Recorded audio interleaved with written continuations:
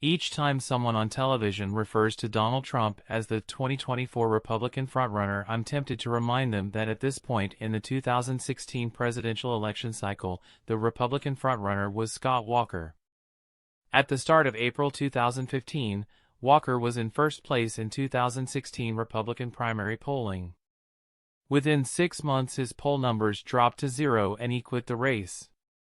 This far in advance, the word frontrunner is misleading and completely irrelevant terminology. Those same folks on TV will argue that it's different this time around because Trump's base will never abandon him no matter what. But that simplistic little oft-repeated slogan conveniently ignores the fact that Trump is only at 55% in Republican primary polling to begin with. Trump barely has half the Republican primary voting base as it is.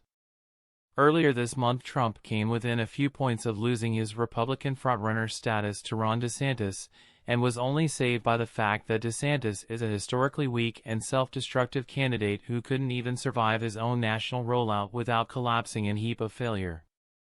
What happens when the next newcomer or outsider enters the Republican fray, gets some momentum, and doesn't self-destruct, even as Trump starts to become known as the guy who was too weak to keep himself from ending up in handcuffs? Remember, right-wingers love strongmen and hate anyone they perceive as weak.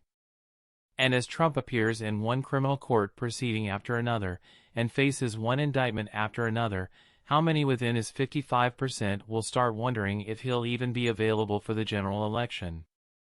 How many will jump ship to whichever trendy fresh-faced Republican candidate comes along next? You can't predict who will come along with that kind of momentum, or when. But Trump is incredibly vulnerable.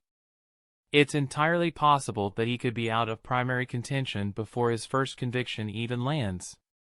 He could be politically washed up long before he's carted away.